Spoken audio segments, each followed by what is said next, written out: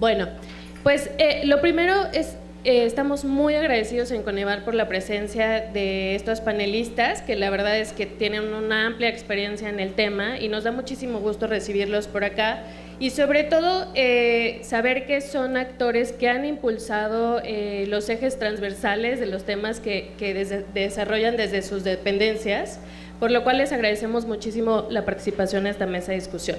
Les cuento muy rápido cuál es la dinámica. Tenemos unas preguntas guía que yo les estaré haciendo y luego hay una ronda para cada uno de los participantes de 5 minutos. Y la segunda parte tienen 2 minutos adicionales por si quieren reflexionar o retomar alguna de las participaciones previas. Entonces vamos a tener ahí los tiempos, nos van a estar como dando un cartelón más o menos guía sobre las participaciones de cada uno de ustedes. Y la primera pregunta, un poco… de manera introductoria y muy general me gustaría decir que este tema es de gran relevancia porque más bien, hablamos en la mesa previa sobre los temas de planeación, ¿no? Y la relevancia de la planeación en la política pública y sobre todo en la política de desarrollo social.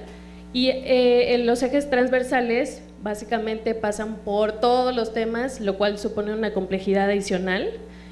Por eso creemos que esta mesa es de gran relevancia. Entonces, la primera pregunta que nosotros definimos desde acá para iniciar esta discusión es ¿cómo se definen los objetivos transversales en el marco de la Planeación Nacional de Desarrollo?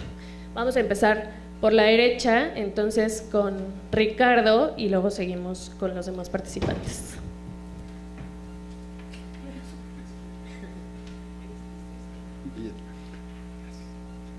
Bien, buenas tardes a todas y a todos. ¿Cómo se definen los ejes transversales? Creo que desde la parte que me toca, la experiencia de los derechos de niños, niñas, adolescentes, la perspectiva inicial es que a partir del mandato de la Ley General en la materia, es una ley, y creo que son dos modelos distintos en el tema de género y discriminación, pero es una ley que tiene que ver con todos los derechos de la población entre 0 y 17 años. En tanto que tiene que ver con todos los derechos, tiene que ver entonces con todos los sectores y tiene que ver con todos los órdenes de gobierno. En razón de que solo la interacción, la articulación de todas las instancias y dependencias públicas de la totalidad hace posible garantizar la totalidad de los derechos. No se trata, por ejemplo, de garantizar el derecho de las mujeres a una vida libre de violencia, que tampoco sería solo de un sector, pero es un poco más limitado, o el derecho de los pueblos indígenas al uso de su lengua, sino cuando hablamos de todos los derechos de un grupo de población, estaríamos hablando del mismo modelo que tendría que ver con la población adulta o con la población adulta mayor. Es claro, pero no es articulado ni tiene un modelo de transversalidad correcto el hecho de que los niños y las niñas en el país tienen relación diaria con los 3 órdenes de gobierno, con los servicios del municipio, con la educación del gobierno del estado, con los servicios a lo mejor de electrificación, con agua y saneamiento del gobierno federal o con programas sociales del gobierno federal, y hay una interrelación todos los días con los órdenes de gobierno. Hay una falta de visión común sobre cómo el Estado, a través de todas las dependencias públicas y de estos órdenes de gobierno, llega allá a la ciudadanía, y hay mucho menos una perspectiva clara de cómo el llegar a la ciudadanía a través de bienes y servicios públicos va a garantizar sus derechos. Entonces, el modelo de transversalidad, en principio, que tiene y la definición de los ejes que tiene este proceso de derechos de niños, niñas, adolescentes, tiene un eje puesto en el hecho de que los pilares de la transversalidad se definen a partir de los derechos que están garantizados. En realidad son 20 pilares que tienen que ver con los 20 derechos, y eso implica los sectores, las dependencias que ubican, que están en los sectores, los órdenes de gobierno en donde están las dependencias que están en los sectores, y además la participación de muchos otros instancias que no tienen como fin garantizar derechos, pero sí quizá justiciabilizarlos o también medirlos, vigilarlos, protegerlos, defenderlos, que son en buena parte los órganos autónomos constitucionales.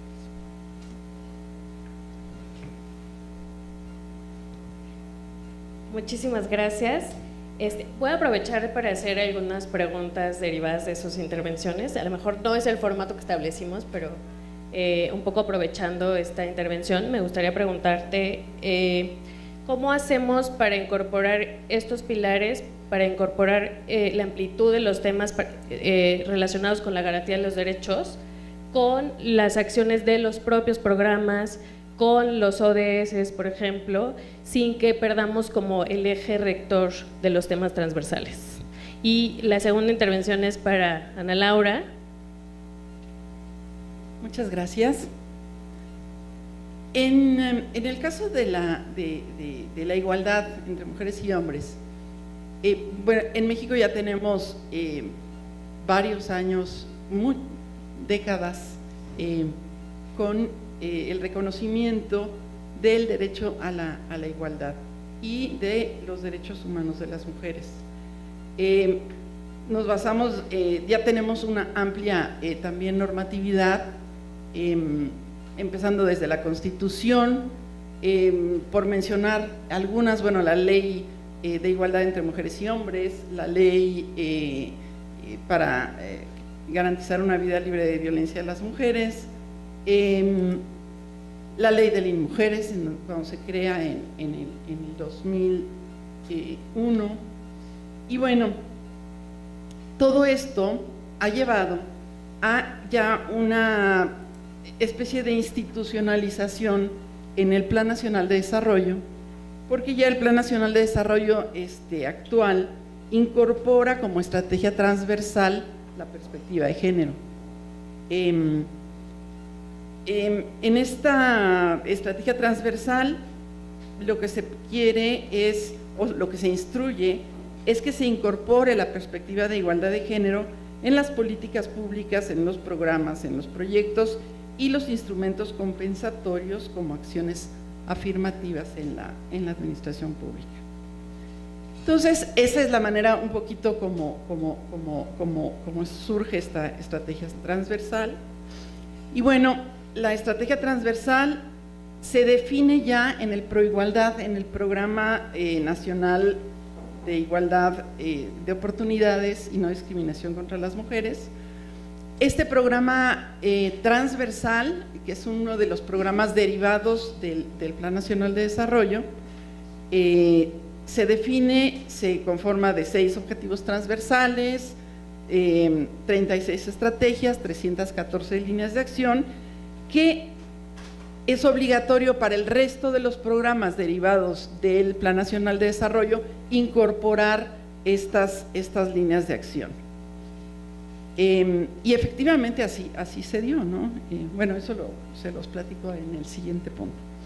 Entonces, este programa es de observancia obligatoria para las dependencias y entidades de la administración pública, y bueno, y también, bueno, se deben de considerar para los programas, no nada más los sectoriales, institucionales o especiales, sino también para los programas presupuestarios.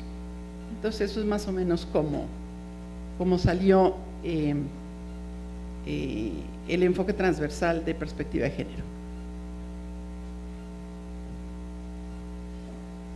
Muchísimas gracias, Ana Laura. Yo voy a aprovechar en esta primera ronda para hacerles un par de preguntas muy rápidas. En el caso de Proigualdad, también, ¿cómo hacemos para generar incentivos para que las otras dependencias y los programas en general se apropien del tema de la igualdad entre hombres y mujeres? Y aprovecho para presentar y dar la palabra a Alexandra. Muchísimas gracias y gracias al Coneval por la invitación. Yo quisiera partir de una forma un poco diferente. primero explicando qué es la discriminación y por qué es estructural y por qué, y eso un poco me llevará rápido a explicar por qué siendo estructural se necesitan soluciones estructurales, ¿no?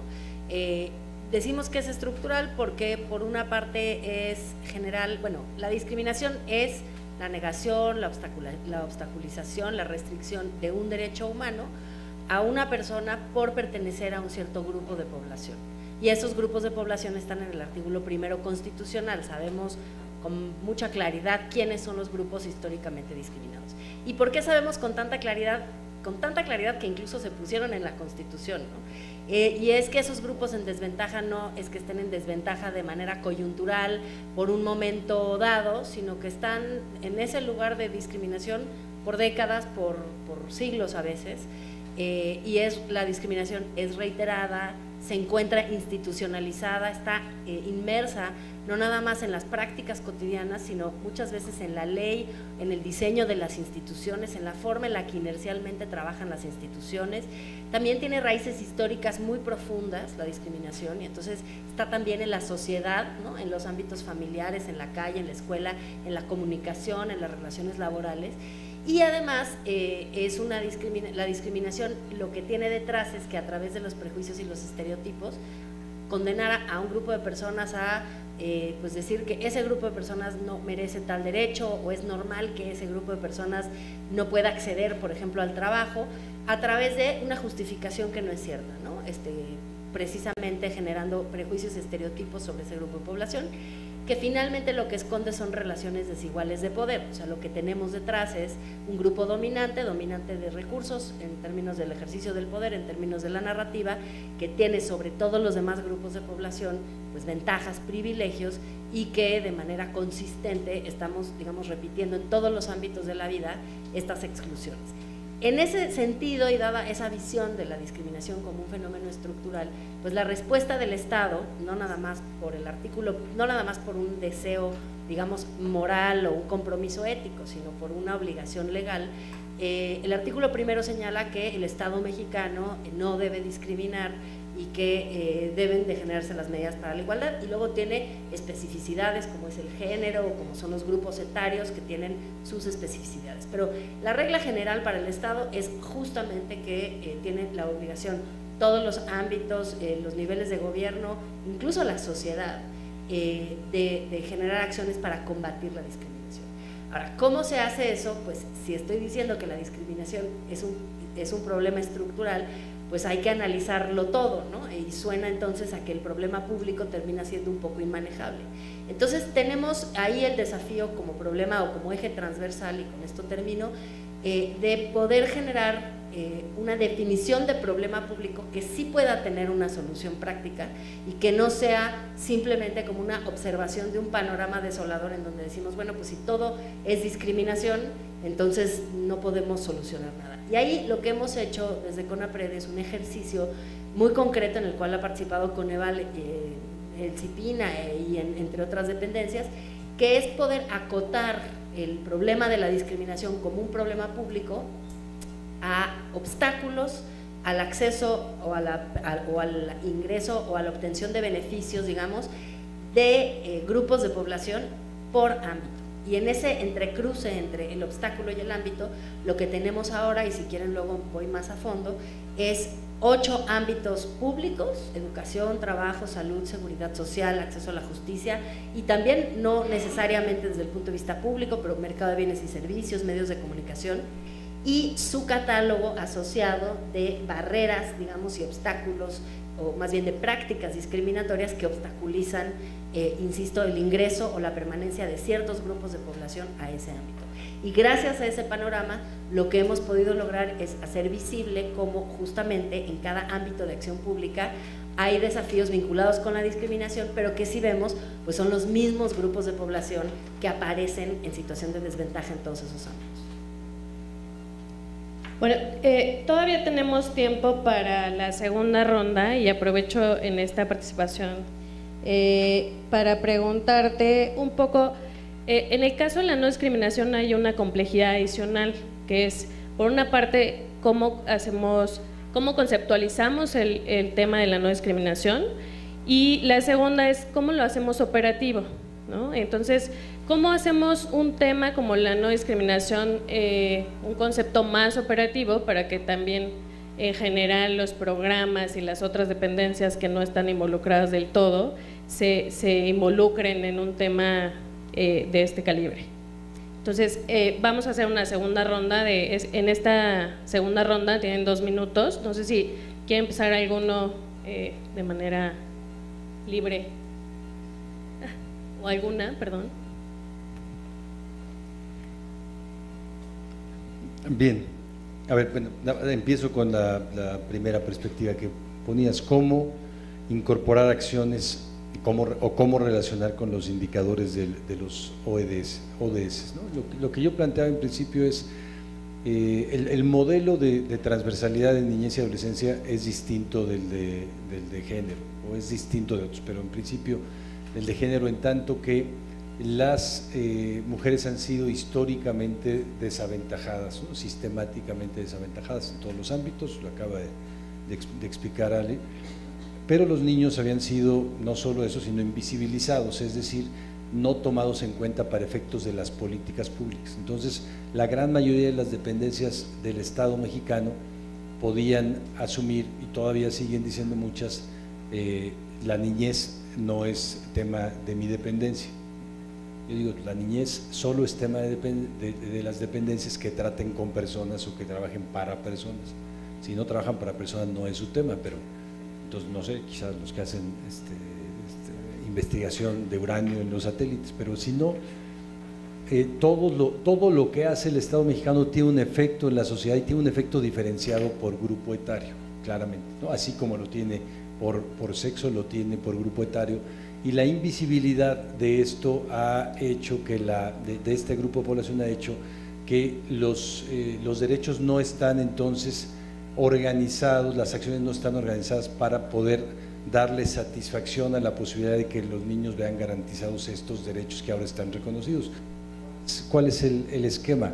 Los derechos que están reconocidos están organizados a nivel internacional en 4 grandes ámbitos: derechos ligados a la supervivencia, al desarrollo, a la protección y a la participación, y ahí hay una cantidad grande de derechos en cada uno. Organizando estos ámbitos, lo que se puede organizar luego es procesos, ¿no? Procesos, por ejemplo, la supervivencia está ligada a o tiene un eje importante en el proceso de primera infancia. Todos los servicios, parte del Estado y también la población de 0 a 5 años. ¿Qué requiere un niño de 0 a 5 años? Su tiempo se terminó, ya tan rápido. Voy a terminar rápido. ¿Qué requiere un niño? Se organizan las acciones o los ámbitos que tiene que ver con las intervenciones del Estado. Se organizan las intervenciones por ámbito de edad, luego por responsable de cada una de las instancias públicas, y luego sí podemos ver el mapa de todo lo que no existe, ¿no? Hay sobrecoberturas, hay falta de coberturas en muchos temas, hay ausencia de servicios públicos en otros, porque hay visiones muy específicas, muy segregadas y segregantes, y por eso la discriminación influye para todos estos grupos de población de lo que es el grupo y de lo que requiere de parte del Estado. ¿Qué requiere la población indígena? Lo que dice en principio la ley, pues requiere respeto a su lengua y requiere a lo mejor interculturalidad, pero no requiere telecomunicaciones, no requiere acceso a la producción, no requiere miles de servicios públicos. ¿Qué requieren los niños y las niñas? Pues requieren educación, medición de peso y talla, salud, requieren estancias infantiles y no requieren miles de cosas más, ¿no? ¿Qué requieren las mujeres? Pues igualdad en ciertos temas, ¿no? Todos tenemos un avance enorme en paridad en la representación política, y tenemos que el último lugar en el índice de desarrollo humano en las 32 entidades federativas lo tienen las mujeres. Pues tenemos, bueno, ¿o qué requieren las personas con discapacidad? Rehabilitación, salud, y construimos un marco legal en 33 leyes, 32 estatales y la primera general de discapacidad, que todas están basadas en lo mismo, en rehabilitación y en salud, ¿no? Tenemos un estereotipo muy claro de qué son los grupos, y justo contra eso o para combatir eso es el modelo de transversalidad.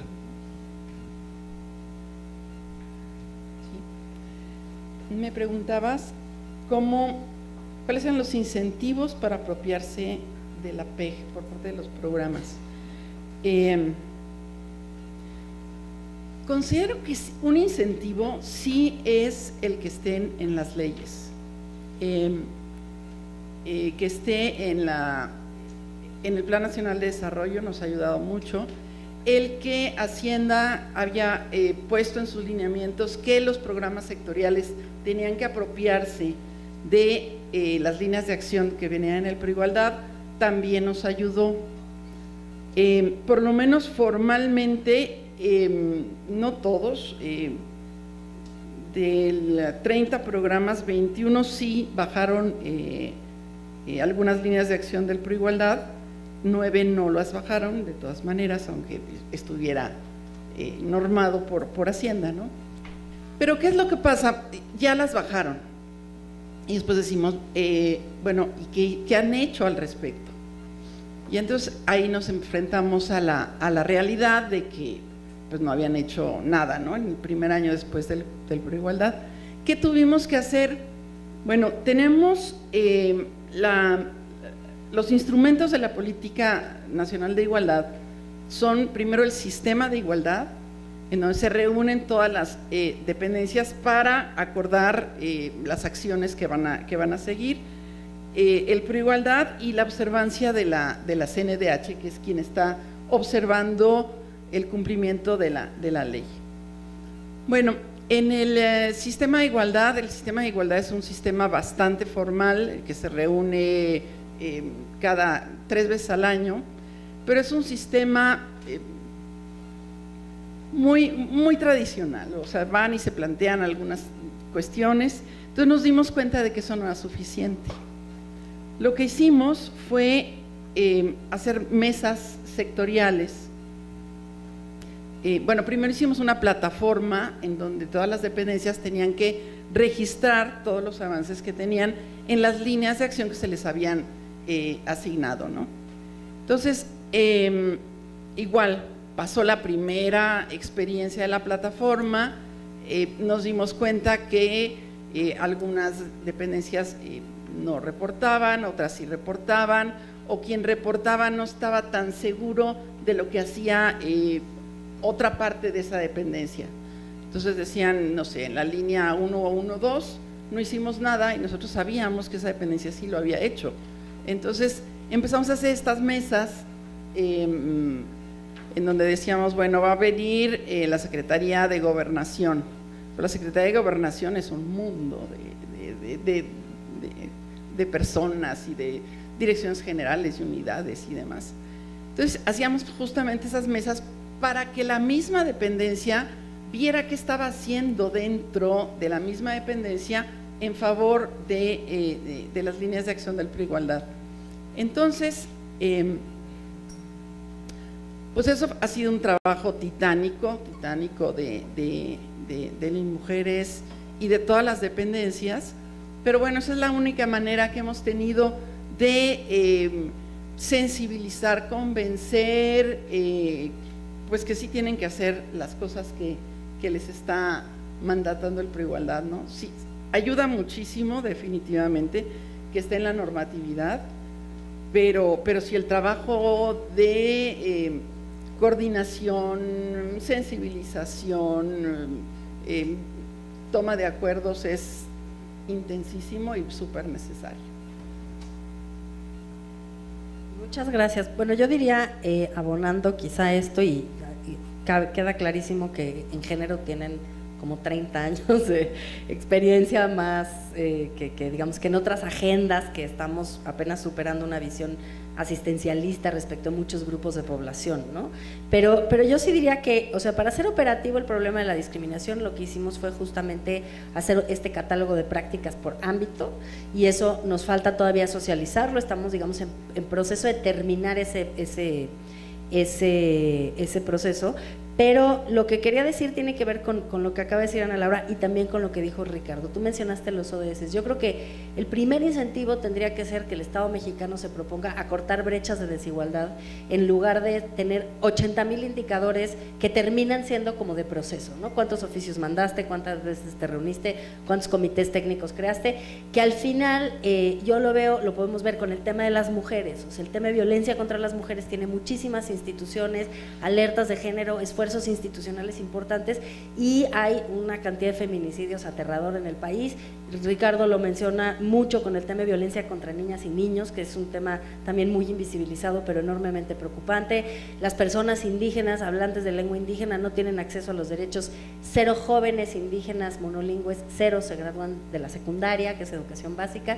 O sea, sí tenemos muchos indicadores para darnos cuenta que el Estado mexicano, en algunas cosas pequeñas, como lo dijo Ricardo, tenemos muy buen avance en paridad electoral, pero en el resto de las cosas respecto de todos los grupos de población discriminados estamos muy mal. Y eso me parece que proviene también de la falta del incentivo de medir la brecha de desigualdad. Si esa es la medición y si avanzas o no avanzas, de eso depende cómo te están evaluando, pues eso cambia todo respecto de tu proceso de planeación. Si los incentivos están puestos en eso, en mandar oficios y en hacer comités, pues es muy difícil que le pegues, o simplemente en el desarrollo inercial, por ejemplo, de los presupuestos, ¿no? O sea, ya nadie nunca va a cambiar cómo se distribuyen los presupuestos. En CONAPRED, en la época de Ricardo, se hizo un estudio muy importante acerca de la distribución presupuestal por grupo de población, y la verdad es que no tienen ni ton ni son. O sea, no puedes encontrarle una lógica ni de tamaño de población, que sería absurda, pero digamos más lógica que la que hay. No hay ninguna lógica cómo se distribuyen los presupuestos etiquetados. Entonces, realmente yo diría, necesitamos repensar cuáles son las metas a las cuales queremos llegar, incluso en términos de lo que nos dicen los ODS, y desde ahí partir, y el incentivo tendría que ser esa medición sobre acortar brechas de desigualdad, y no otro pues que simplemente nos permita seguir haciendo procesos pero no tener resultado. Muy bien, me parece que es bien interesante que esta primera participación nos da una relación muy directa con la mesa que teníamos antes, en la que hablábamos sobre la planeación y los presupuestos y la dificultad de ligar las acciones que queremos con los presupuestos y luego con la planeación, ¿no? Porque parece que no van de la mano, ¿no? Estamos planeando por un lado y parece que nuestras acciones están muy alineadas al plan, pero no es tan claro cómo los presupuestos acompañan esas acciones, ¿no? Y también me parece que esto da paso a la segunda pregunta, que es ¿cuáles han sido los resultados y el uso de esta información para transversalizar las perspectivas desde cada una de sus dependencias? ¿Cuáles han sido los resultados? Bueno, en primer lugar, yo, digamos, hablando del PRONAINT, que es nuestro programa, es un programa que tiene muchas ventajas en términos, digamos, sí ha tenido buenos resultados en algunas acciones muy concretas que han podido desarrollar las dependencias, pero aplicando la propia metodología del Coneval para hacer análisis de los programas como el nuestro, que lo hicimos con un asesor externo porque aquí no hicieron el análisis de nuestro programa porque es muy chiquitito y entonces se concentraron en programas más grandes, pero creo que adolecemos de lo mismo que adolecen, no es reclamo, que adolecen todos los programas. Bueno, sí, Tania, sí es reclamo. No, está muy bien, nos sirvió la metodología porque la aplicamos y llegamos a la misma conclusión a la que llegaron ustedes con muchos programas, que es el problema público está definido casi como que se hace el diagnóstico después de haber hecho la acción, el indicador, un poco por lo que dices, porque como están tan predeterminados los presupuestos y tan predeterminadas las acciones de todo mundo y las prioridades de todo mundo y no está articulado, resulta muy difícil ser innovador en la solución de un problema público planteado desde el inicio como un problema público. Y entonces tratamos de que todas las dependencias le entren con acciones, contribuyan, visibilicen, todo también tiene una labor pedagógica importante, pero no terminamos de poder ser verdaderamente estratégicas en las acciones que contiene el PRONAINT como las acciones centrales para desarticular la discriminación estructural. Yo te diría que la decisión estratégica que hemos tomado para el próximo proceso de planeación es casi como reducir el PRONAIMS para no incorporar acciones, digamos, sustantivas de las dependencias, sino tratar de que cada programa sectorial y presupuestario tenga acciones de no discriminación, que remueva obstáculos de acceso a los derechos en el programa sectorial, y nosotros tener un programa pequeño, muy sucinto, que simplemente digamos, describa cómo nos vamos a organizar, cómo nos vamos a coordinar, cómo vamos a… todo aquello que sí tenemos que hacer de manera conjunta. Pero realmente las acciones sustantivas de no discriminación pues son materia de los grandes presupuestos, ¿no? Y de las grandes dependencias. Ahí están los obstáculos grandes hacia las poblaciones discriminadas, y nunca un programa especial, un programa transversal, creo, va a poder sustituir lo que pueden de entrada incorporar las propias dependencias, educación, salud, trabajo, etcétera, etcétera. Entonces yo creo que de ahí podría ser como una forma distinta de plantear nuestro propio programa. Bueno, en nuestro caso, ya les platiqué un poquito del Preigualdad y cómo era, y las mesas institucionales y demás, para cumplir las líneas de acción, pero también nos fijamos en otra parte. La estrategia transversal del PND lo que realmente dice es que todas las políticas y los programas deben de tener perspectiva de género. Entonces también nos fuimos por este lado. Entonces dijimos, bueno, ¿cómo hacemos para que todos los programas presupuestales, no nada más los sociales, sino todos los programas incluyan este enfoque de género? Bueno, ¿por dónde empezar? Pues empezamos por los más fáciles, que son los programas que tienen reglas de operación. Y entonces nos juntamos con COFEMER e hicimos los lineamientos para incorporar la perspectiva de género en las reglas de operación de los programas presupuestarios federales. Entonces, con estas reglas de operación, con estos lineamientos, bueno, les decíamos un poquito a los programas cómo hacerlo, qué es en lo que te tienes que fijar, cómo debes de fijarte desde todos los pasos que tienes que llevar para hacer las reglas de operación. Entonces, bueno, ahí están los lineamientos. Todavía muchos programas no logran incorporar todo esto, pero bueno, ya tenemos, volvemos con cierta normatividad. Pero después de los lineamientos, decimos, bueno, ¿y luego cómo vamos a saber si efectivamente lo están haciendo? Entonces, trabajamos conjuntamente con el Coneval y con la Secretaría de Hacienda para armar los criterios generales para la evaluación de la incorporación de la perspectiva de género en los programas presupuestarios. Estos criterios todavía tenemos fe, porque la fe es lo último que acaba, ¿verdad? Que van a salir este sexenio, ¿no? Entonces, es pura fe, ¿verdad? No, nuestros compañeros de Coneval y de Hacienda dicen que sí. Entonces, yo creo que van a estar listos. Pero además, otro resultado importante es que ya más o menos, ya están definidas los criterios, todavía no están publicados, pero tanto Coneval hizo un piloto por ahí de unas preguntas de perspectiva de género en la evaluación del año pasado, que termina este año, de consistencia y resultados. Y además, ya en el programa anual de evaluación de 2018, hay 3 evaluaciones de perspectiva de género en 3 programas presupuestarios. Bueno, están mandatadas 3, en realidad, qué lástima que ya se fue Gustavo, nada más se realizó una, porque con esto de que Hacienda nos presionó mucho para que teníamos que terminar terminarnos, vaya, ya no podíamos gastar sino hasta, ¿cuándo fue? ¿Junio? Sí, pues no. Entonces las otras 2 pues ya no salieron. Entonces sí salió una muy interesante al programa, un programa de migración, y salió también un módulo a la comisión, alguien me sopla de ahí atrás, ¿no?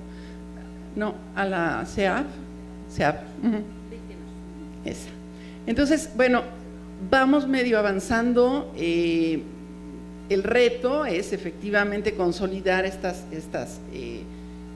iniciativas, pero bueno, ya tenemos lineamientos para incorporar la PEG en los programas y ya tenemos algún avance en cómo vamos a evaluar si efectivamente está incorporada la perspectiva de género en los programas.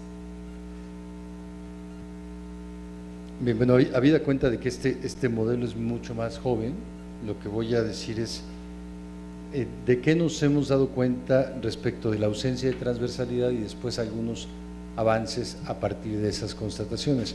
Entonces, primero, de qué nos damos cuenta en 4 aspectos. Uno, la distribución presupuestal, ¿no? Por ejemplo, tenemos un anexo transversal en el PEF, el anexo 18, que se llama Protección Integral de Niños, Niñas y Adolescentes, tiene 796,000 millones, y cuando vemos el contenido están básicamente los servicios educativos, de salud, algunos programas presupuestales de otros ámbitos, pero muy pocos. Digamos, el gasto nacional de educación y un gasto acotado de salud está ahí en ese anexo transversal. ¿Qué pasa? ¿Cuál es el hallazgo aquí? Que hay foco, digamos, en ese recurso, hay ahora una manera de ubicar gasto, pero no hay enfoque en el presupuesto. ¿Qué quiere decir que no hay enfoque en el presupuesto? Que lo que invertimos, por ejemplo, en economía, en turismo, ¿no? Tenemos el 6º lugar mundial de turismo, pero el 4º lugar mundial de turismo sexual infantil. La promoción del turismo no ve a los niños, ¿no? Los programas de Zagarpa no promueven, no intencionalmente, pero promueven la deserción escolar, promueven el trabajo peligroso, ¿no? Los de Conapesca, uno y otro. Tenemos muchos programas productivos, muchos programas sociales que tienen un efecto indeseado en la situación de los niños y adolescentes. ¿Por qué? Porque hay foco, pero no hay enfoque en el ejercicio del gasto. 2, en el tema del federalismo. Cuando revisamos los programas y la relación de programas que tiene Coneval y vemos los 1.177 que están dirigidos a niñez y adolescencia en todo el país, lo que vemos es que tienen, básicamente son programas de distribución de bienes, de mochilas, de zapatos, de útiles escolares. 800 de los 1.177 van ahí, y cuando uno ve los programas contra los derechos que tienen que ser garantizados por el Estado según la ley general, casi no tienen ninguna relación. Tenemos 1.177 programas que no están en la línea de garantizar derechos. ¿Pueden estarlo? No pueden estarlo. ¿Por qué no pueden estarlo? Porque la organización de nuestro federalismo hace que quien está en relación directa con los problemas de los niños, quien tiene una relación estrecha, cercana con la violencia sexual, con el abandono escolar, con el trabajo peligroso, con la trata de personas, es el municipio, y el municipio no tiene ni atribuciones, ni programas, ni recursos. El gobierno federal, el gobierno más lejano a la vida de los niños, tiene las mayores capacidades. El federalismo está organizado de manera desigual, ¿no? Ustedes vean el federalismo italiano y el federalismo mexicano, y es absolutamente al revés. El tercero tiene que ver con los indicadores. Cuando vemos los indicadores de las grandes problemáticas o de algunas de las problemáticas que vive la niñez, por ejemplo, el Instituto Nacional de Salud Pública nos da cuenta que tenemos ahora el sobrepeso y obesidad a partir de los 39 meses de edad. Lo que vemos es que hay intervenciones, claro, del sector salud, pero no hay regulación de los privados. ¿Quién vende sobrepeso y obesidad? Los privados. ¿Quién vende sexismo, misoginia? ¿Quién vende violencia en la televisión? Los privados, ¿no? ¿Quién vende una enorme cantidad de cuestiones de inseguridad o quién vende turismo sexual infantil?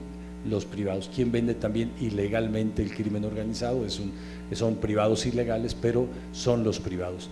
¿Qué ha hecho el Estado mexicano? También organizar los servicios que presta, pero no regular los servicios que no presta, ¿no? En este cambio de un modelo estatista a un modelo neoliberal, lo que se nos olvidó es regular la acción de los privados, y tenemos una enorme cantidad de instituciones que dan servicios directos y otra cantidad de instituciones que vigilan a las instituciones públicas, pero nadie prácticamente vigila a los privados. Conducef, Profeco, son muy contadas instituciones que están en esa lógica. Y el último son los derechos. Los derechos, cuando medimos derechos nos damos cuenta que en realidad lo que organizamos y entonces también monitoreamos, evaluamos son servicios, no es cumplimiento de derechos. Tenemos en educación inicial que el IMSS tiene como 250,000 más o menos lugares de guarderías y estancias, el ISSSTE tiene menos, CONAFE tiene educación inicial, también los CENDIS de distintas dependencias o CEDESOL y el DIF con las estancias infantiles, pero cuando vemos contracobertura, vemos que hay 7 millones de niños sin cobertura de educación inicial, ¿no? ¿Qué mide cada dependencia? Mide sus servicios, ¿no? Mide los estándares de sus servicios, no medimos lo global. ¿De qué nos damos cuenta con esta constatación de la falta de transversalidad? Al menos de 4 cosas. ¿Qué resultados hemos tenido? En principio, visibilizar, ¿no? Mirar todas estas realidades, revisar el presupuesto, los programas, los indicadores, los derechos, nos ayuda a poner esto en la agenda pública, que los niños, niñas sean también tema de la agenda pública y hoy puedan estar siendo vistos por Coneval. A nosotros sí nos están evaluando nuestro programa, no es por presumir, pero el Coneval es para agradecer a Tania, pero también que se puedan organizar intervenciones, ¿no? Y entonces que podamos ver que la acción del Estado organizada sirve y que pasamos de tener 84,000 matrimonios adolescentes hace 7 años a tener 1,000 este año, y vamos a eliminarlos, espero totalmente, pero también a darnos cuenta que el problema de la transversalidad, y yo diría más aún, de la garantía de derechos es el Estado mexicano. En realidad el Estado mexicano no está hecho para garantizar derechos, tiene muchas otras formas de organización, todas además tergiversadas, a veces muy contradictorias, pero no funciona para garantizar derechos.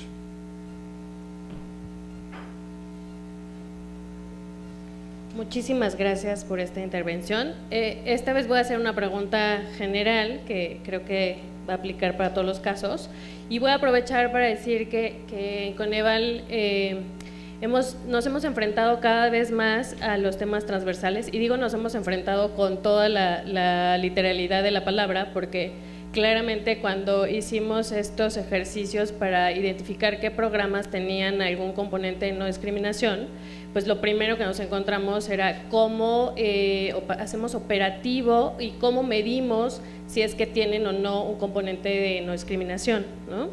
Y nos llevó más de 2 años hacer esta metodología para poderlos identificar. Lo mismo pasó cuando hicimos la evaluación del Proigualdad, ¿no? Nos tomó mucho tiempo identificar cuáles son los elementos que realmente determinan que un programa o una acción esté teniendo un efecto o no en cada uno de estos temas transversales. Y ahí viene mi pregunta, que es un poco ¿cómo hacemos para que los operadores de los programas, quienes tienen el día a día con sus temas propios, tengan que además incorporar una perspectiva transversal, y no solamente como en la parte operativa, sino en la parte de la definición propia de los temas transversales, y también en la parte de ya están haciendo sus propias acciones y ahora un poco los estamos llevando de manera muy sistemática también, pero también de manera muy obligada a que retomen estos temas y que tengan acciones o consideren estas acciones.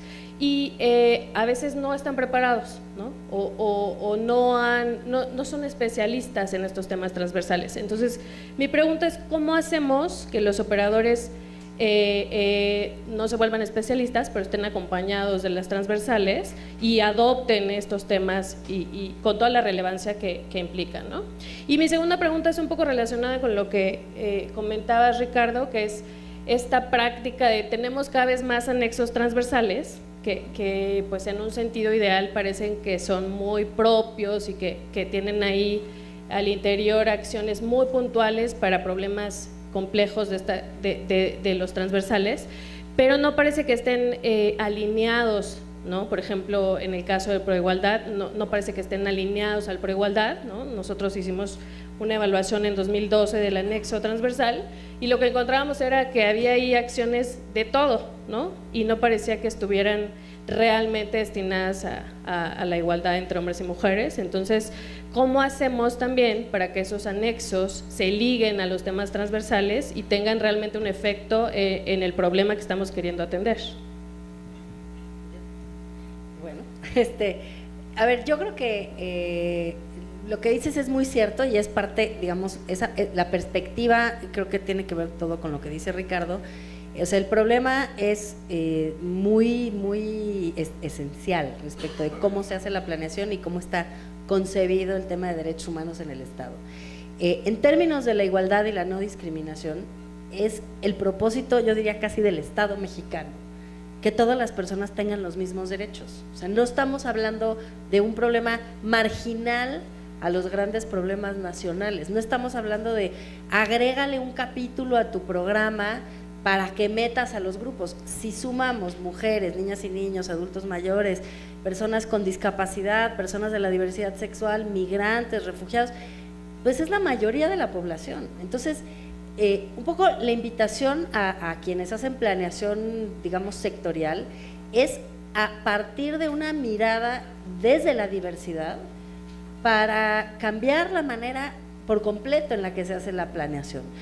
Si no hacemos eso, todas las acciones que vamos a tomar en materia de igualdad y no discriminación van a ser, en el mejor de los casos, paliativos, pero no van a cambiar las inmensas brechas de desigualdad que tenemos en este país.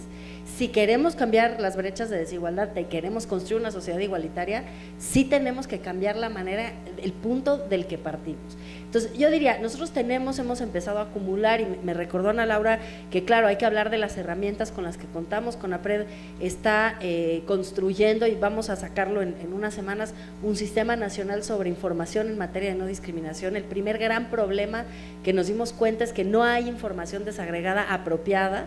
Entonces, bueno, trabajamos con el INEGI en la encuesta, pero también estamos trabajando con ellos en muchas otras encuestas, no nada más es la encuesta específica de discriminación.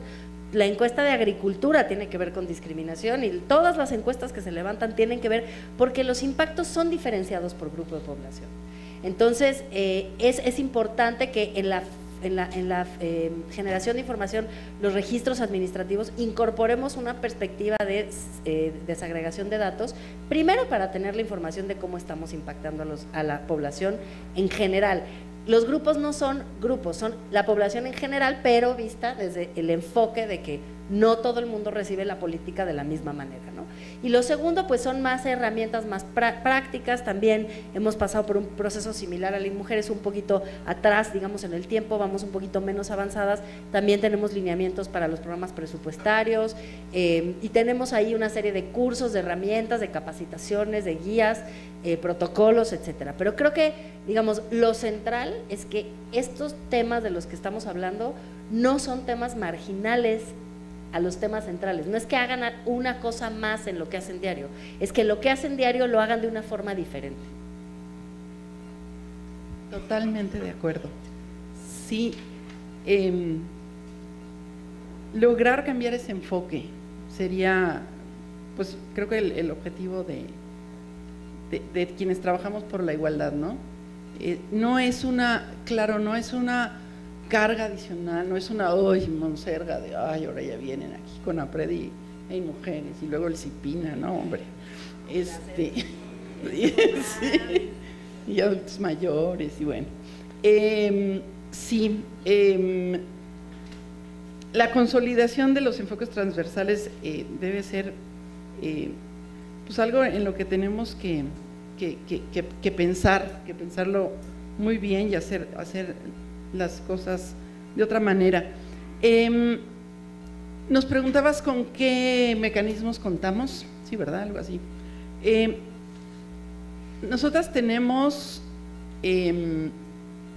las unidades de igualdad de género en cada una de las secretarías de Estado y eso, si bien las unidades de igualdad de género en un principio se dedicaban únicamente a cuestiones internas de cultura organizacional, a partir de este sexenio ya están mucho más involucradas en cuestiones ya de planeación, de programación, ya se les toma en cuenta cuando van a hacer planeación, programación, informes y demás, ¿no? Entonces, bueno, eso es un avance que hemos tenido con las unidades de igualdad de género. Y en cuanto al presupuesto, sí, lo tenemos clarísimo, clarísimo. El presupuesto etiquetado para la igualdad entre mujeres y hombres forzosamente tendría que estar relacionado con las líneas de acción del Proigualdad. Forzosamente tendría que ser así. Actualmente no lo es así, ya lo sabemos, hemos tenido la evaluación al Proigualdad y la evaluación al anexo, pero forzosamente tendría que ser así. El actual presupuesto etiquetado invisibiliza muchísimas cosas que efectivamente hacen las dependencias y también tiene cosas, programas o acciones absurdos que no tienen nada que ver con el propósito de la igualdad. Voy a decir tres cosas con tres ejemplos. Uno es utilizar el sentido común, ¿no? Que es el menos común de los sentidos, sobre todo en las reglas de operación. Ahí es imposible usar el sentido común. Voy a dar un ejemplo.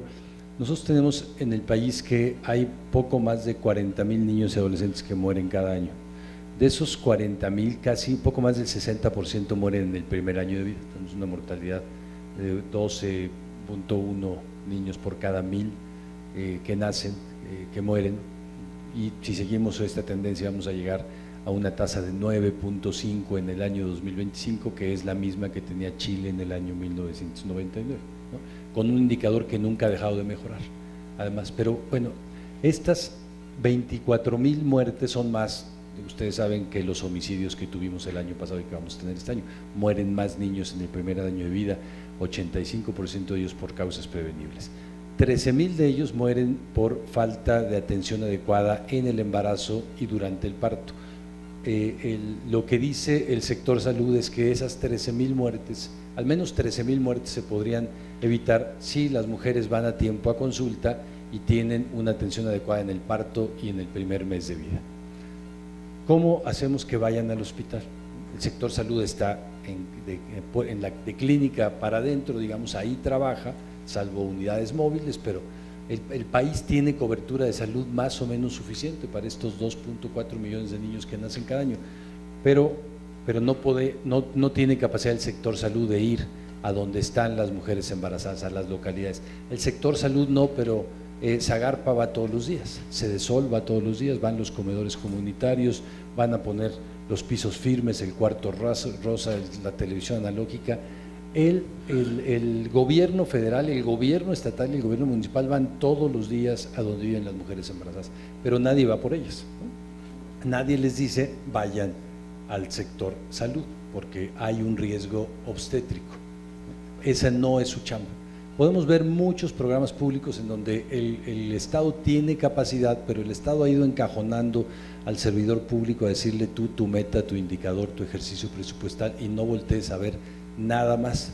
Y nadie, ninguna institución pública tiene posibilidad de resolver ninguno de los problemas que tienen comentados por sí sola, ninguna, ¿no? Intenten pensar en un problema público y en una dependencia pública que pueda resolver por sí sola eso. No es posible. Entonces, el sentido común, que tiene que ver con otro, que es la corresponsabilidad en la rectoría de los temas. ¿Quién tiene la rectoría de un tema o de otro?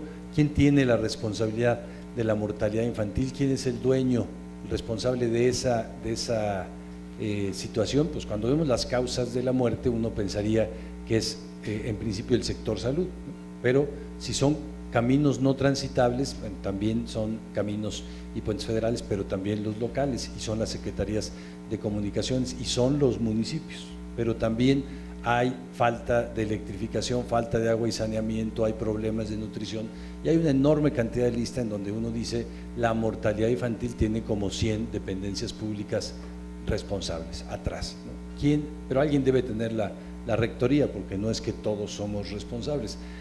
Tenemos, yo creo, un modelo no de rectorías, sino a veces de dueños, ¿no? cada quien es dueño del espacio, del sector público, y yo platicando con titulares de una dependencia o de otra, me dicen, mira, yo le entro a esto, tú dime cómo le hacemos, incluso acepto plazos y metas y meto dinero, pero no me pongas a trabajar con otros, ¿no? Eso sí, ¿no? Los propios titulares, ¿no?, de las dependencias. No, la corresponsabilidad es muy compleja porque no tenemos un modelo para trabajar así y ni para tener una rectoría que signifique conducción de la política pública, ¿no? Analizar el problema, detectar lo que tenemos que hacer y entonces sí ver qué parte hace cada quien, porque después pues está el órgano interno de control atrás diciendo a ver quién es el culpable, ¿no? En vez de tener un mecanismo de evaluación como tiene Suecia. Suecia tiene órganos internos de evaluación. ¿Por qué? Porque lo que hay que detectar es lo que no funciona. ¿Dónde está el problema? Interviene el órgano interno de evaluación, no para detectar al culpable y decir amonestado, sino para decir cómo resolvemos este problema público, traigamos consultores, traigamos personas que ayuden a ver cómo intervenimos. Y el tercero es el análisis de los problemas. Les comparto, nos sentamos con los delegados federales, como de 30 dependencias federales en Chihuahua hace 1 año y medio, porque 36,000 adolescentes dejaron la escuela entre un ciclo escolar y el otro. Y preguntamos por qué dejaron la escuela esos chicos.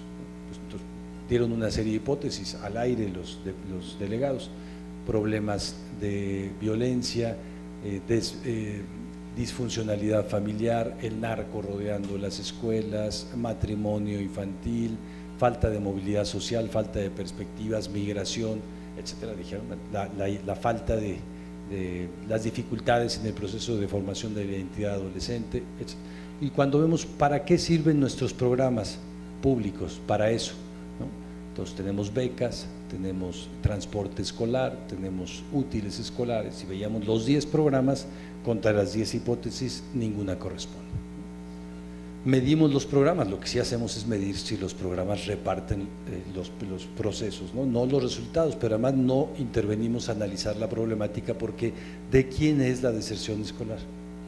Pues también, si son todas las hipótesis que dijeron los delegados, que parecen más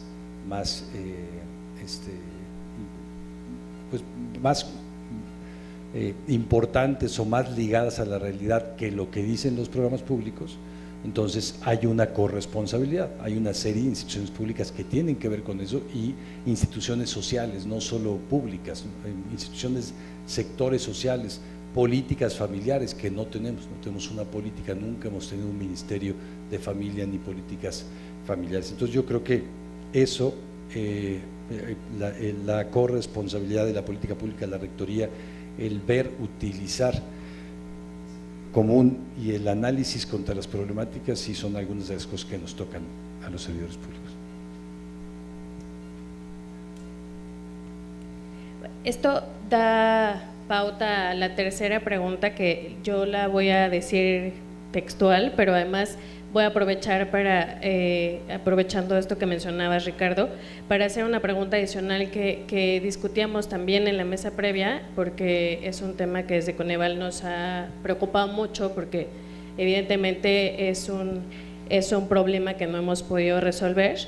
Pero primero voy a decir la pregunta textual, que es la última y que me parece que es la pregunta del millón, porque ya lo mencionabas tú, pero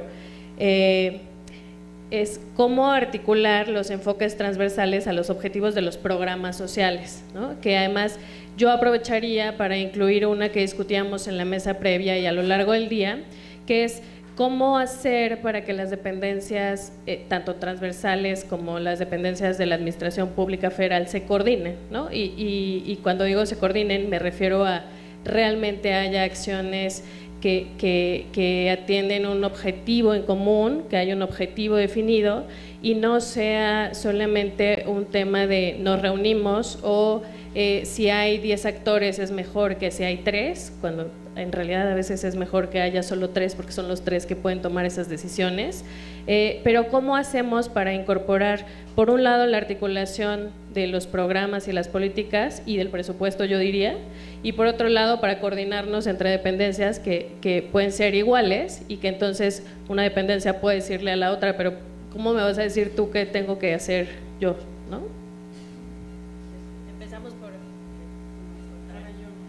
yo comienzo. ¿Cómo hacer? Bueno, pues creo que ya más o menos les he dicho cómo le hace un poquito el Mujeres.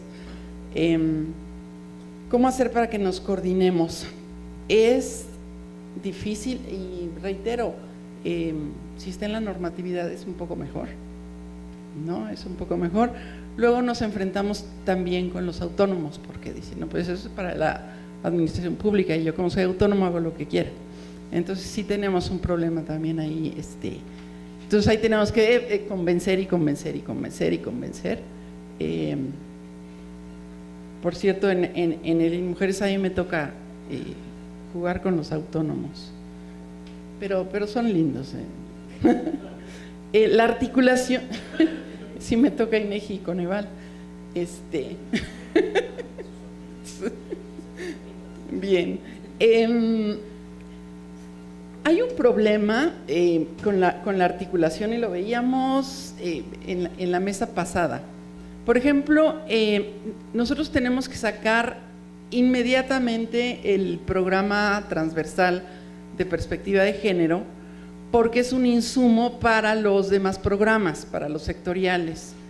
Entonces, pues muchas veces tenemos que correr, los sectoriales a veces ya definieron su programa y en cuanto sale publicado el Proigualdad, pum, pues a ver qué le metes, ¿no? Sí, es un problema. Pero bueno, todo esto ya lo platicamos en la mesa pasada. Para nosotros es importantísimo que se mantenga la perspectiva de género como una estrategia nacional. Porque todos los avances que hemos tenido en esta administración surgen precisamente del mandato que tenemos en el Plan Nacional de Desarrollo. Y todo lo que tiene ya la Ley de Planeación de Perspectiva de Género, el PEF también sale todos los años hablando de, incluso hablando de los criterios de evaluación, incluso hablando de que en la MIR debería de haber algún indicador. Ahí todavía no nos hemos metido porque, bueno, primero tenemos que, antes de exigir un indicador, pues tenemos que asegurar que se comprenda esto de la perspectiva de género en los programas sociales. Por supuesto, empatar las líneas de acción definidas en el programa con los presupuestos etiquetados.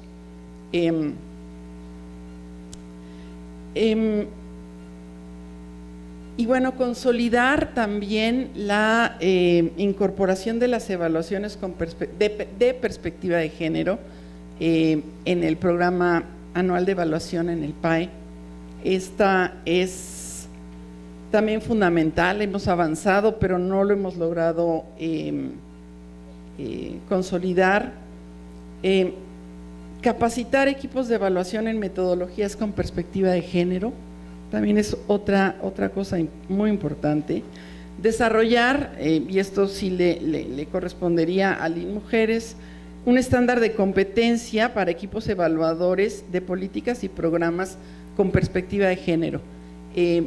Si bien ya les había contado, tenemos este año 3 evaluaciones con perspectiva de género, pues les están haciendo los equipos evaluadores con muy buena voluntad y con algo de asesoría tanto de la Secretaría de Hacienda como de nosotros, pero necesitaríamos un estándar de competencia para evaluación de la incorporación de la perspectiva de género en las evaluaciones.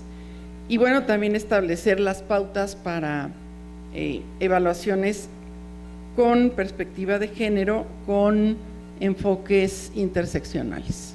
Entonces, yo me fui un poquito por los retos y desafíos, pero teniendo esto, yo creo que efectivamente podemos articular mejor la perspectiva de género dentro de todos los programas presupuestales. Y una cosa más, estoy hablando, no sé si ya lo dije o si quedó claro, no nada más de programas sociales, estamos hablando de todos los programas presupuestales,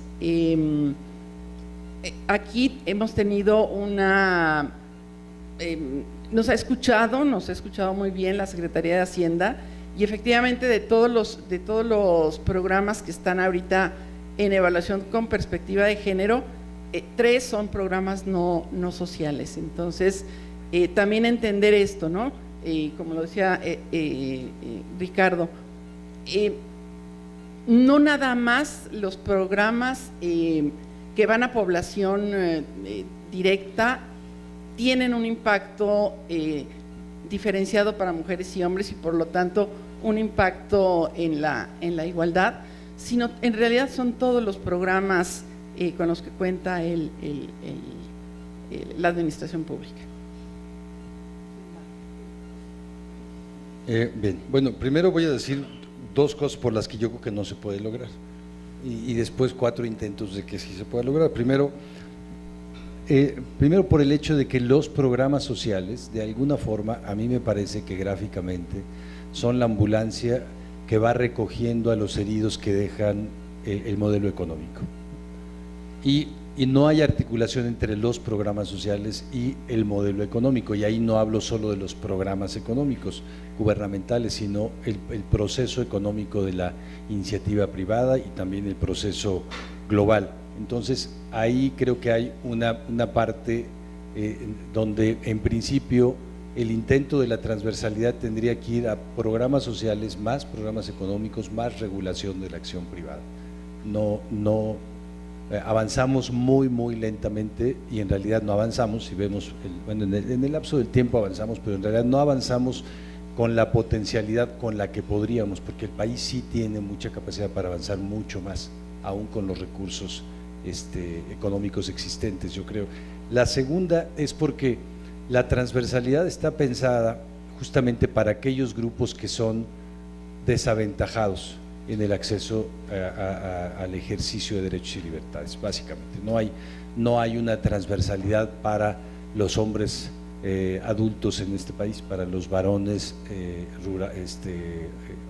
mestizos, urbanos, heterosexuales. No necesitamos transversalidad, son todos aquellos grupos desaventajados, pero las instituciones que son responsables de estos grupos son instituciones que cargan con el estigma de los grupos que representan, es decir, todas son marginadas, todas son marginales dentro de las dependencias. Entonces tenemos al sector salud, en donde está el sector salud enorme, y está el DIF acá, y el sector desarrollo social, y tiene a CONADIS, y tiene al INJUVE hace 40 años, y tiene una y otra dependencia, ¿no? CONAVIM, todas cargan con esa invisibilidad. Entonces, la forma de organización yo creo que no da, porque no hay manera de tener fuerza para interlocutar la transversalidad, ¿no? O sea, yo creo que necesitamos una Secretaría de Igualdad e Inclusión en donde esté la representación de estos grupos, como entonces vemos a los países de la OCDE y todos tienen un ministerio de género, de familias, de niñez, unas subsecretarías o viceministerios de población LGBT, en donde pueden dialogar de tú a tú con el Ministerio de Hacienda y con el Ministerio de Economía y con la Cancillería, y no con la debilidad institucional que hoy tienen estas. Pero ante eso, ¿qué hacer? 4 yo creo. Una es una visión que han incorporado algunos países y que aquí tenemos muy poco, sobre el impacto presupuestal, la medición del impacto presupuestal. Por ejemplo, aquí para aprobar gastos grandes de infraestructura necesitamos un impacto medioambiental.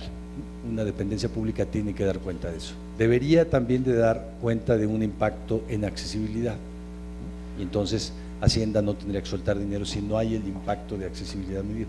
España tiene ahora un impacto del efecto que tiene en los niños, niñas y adolescentes las políticas públicas. Entonces no le da dinero a economía, no le da dinero a infraestructura, no le da dinero a cualquier otra dependencia, si no da cuenta de cómo va a impactar en esa población, en la población de niños y niñas y adolescentes, el gasto público, ¿no? Que es distinto de saber qué dinero va dirigido a las mujeres. Nuestro modelo de ubicación del gasto es ubicar en qué se gasta, no qué impacto tiene todo lo demás, porque todo lo demás tiene un impacto. y estamos además produciendo mecanismos desigualatorios. De eso ya no tenemos tiempo, pero producimos, la gente cuando pasa por el tamiz de los procesos de las instituciones públicas, en realidad vive procesos desigualatorios. En el sistema educativo quizás es lo más evidente. El segundo, medidas de igualdad, que ya están establecidas además en la ley, no solo en la ley federal para prevenir y eliminar la discriminación, ahora en otras leyes, y están obligadas, medidas de nivelación, medidas para poner el piso parejo, acciones afirmativas, ¿no? Medidas de inclusión, que eso, independientemente de lo que haga la dependencia pública, sí puede medirlo, puede revisarlo a partir del enfoque de las medidas de igualdad.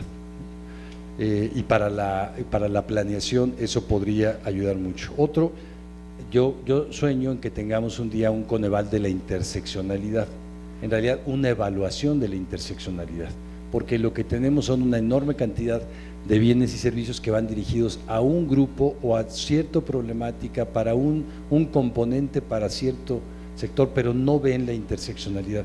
Cuando vemos los grupos que más requieren la transversalidad son aquellos que padecen la invisibilidad de la interseccionalidad. Entonces, un solo número, niñas indígenas, último nivel en el índice de desarrollo humano en las 32 entidades federativas y a nivel nacional, ¿no? Porque no están vistas. Bueno, ya si hablamos de las 260,000 niñas indígenas con discapacidad, están en la cola de todo. Y la última es la visión de integralidad. Los grupos de población son integrales, no tienen solamente una necesidad. Cuando estas dependencias, que representamos muchas otras, o los programas específicos de la política social van dirigidos a un grupo de población, lo que no podemos perder de vista es que el grupo de población, las personas son integrales, y que el gobierno gobierna para todos, no gobierna para unos y para otros, y tenemos una visión muy sesgada, muy poco integral de las políticas públicas. Los programas con reglas de operación, con toda la utilidad que tienen, y divididos en los componentes, los miles de componentes que tienen los programas, en realidad lo que nos han ayudado también es a perder la integralidad de la visión de los grupos sociales. Bueno, yo diría, tengo el informe de ustedes sobre comisiones intersecretariales en mi escritorio, entonces quizá diga cosas o que no coinciden o que coinciden, pues ustedes ya lo dijeron, entonces una disculpa en cualquiera de los casos, pero yo creo que lo que dijo Ricardo al principio de la ambulancia es muy buena imagen para un poco entender que yo lo diría así, hemos condenado a las mismas personas a siempre ser los clientes de los programas sociales y nunca van a dejar de ser los clientes de ese programa social. Por eso estamos exactamente en la misma proporción pues de pobreza, ¿no? 20 años después. Entonces, pues básicamente siempre van a ser los clientes de los programas sociales, y los programas productivos siempre van a tener los mismos clientes. Y en las reglas de operación de los programas productivos hay barreras muy bien identificadas para que no vayan a cruzarse los de los programas sociales a los de los programas productivos. No vaya a ser que alguien que era cliente de un lado se vaya a querer pasar del otro. Les doy un ejemplo, vino el alcalde de San Andrés Larraínzar en Chiapas a decirnos que pues uno de los problemas que tenían es que para pedir un apoyo al campo tenían que tener una foto satelital, y pues claro, ellos no podían tener una foto satelital. Entonces, con esas reglas y con esos pedidos estamos perfectamente bien condenando a unas personas a ser los clientes de un lado y condenando a las otras a ser, digo, no condenando, pero dándole esos incentivos y esas posibilidades a las otras de tener pues los privilegios de poder costear, por ejemplo, los requisitos para acceder a los programas productivos. Entonces, creo que así está hecho el diseño, ¿no? Y creo que no hay que pensar que realmente es un poco como el tema de la reintegración social después de pasar por la cárcel, ¿no? Se logra o no se logra, pues digamos difícilmente podemos decir que es exitoso. Entonces creo que hay que partir de esa perspectiva.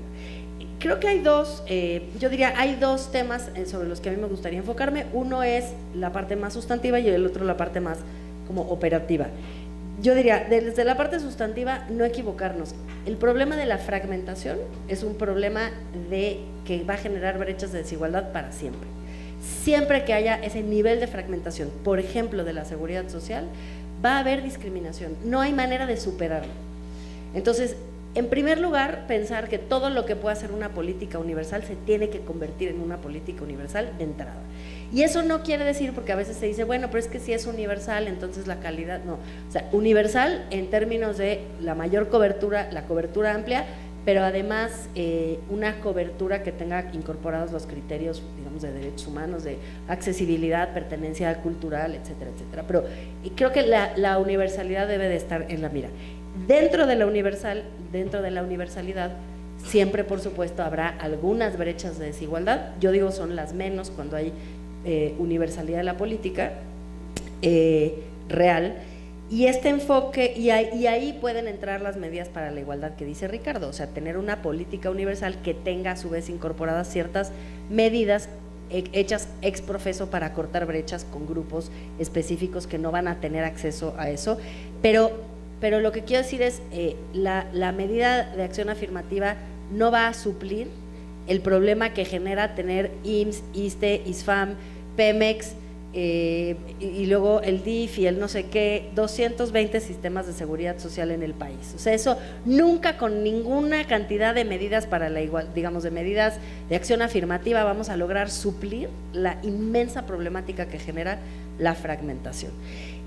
Ya en cuestiones más prácticas yo les cuento una experiencia doble. Una vez fui a una comisión intersecretarial, precisamente una comisión intersecretarial de desarrollo social sobre el tema de primera infancia, y ahí yo vi a titulares de dependencias decir cada quien cuántos lugares de guardería hizo en el último año o 3 años, ya no me acuerdo.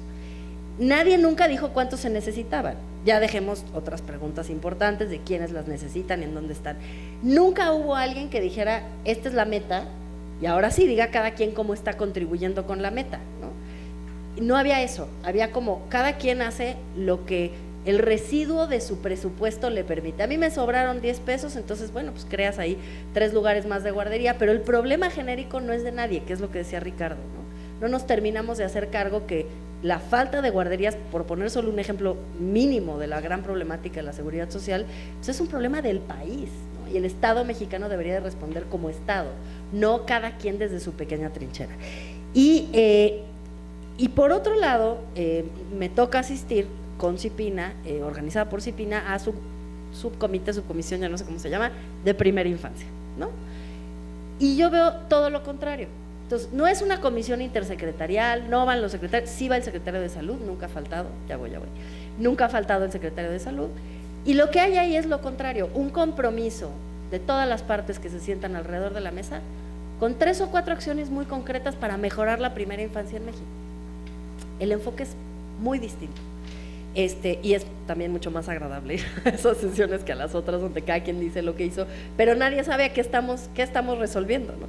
Y la gran diferencia, creo que hay diferencias en algunas cosas. Primero, el compromiso de los tomadores de decisiones que asisten, ¿no? El nivel de compromiso para resolver el tema del cual se está trabajando.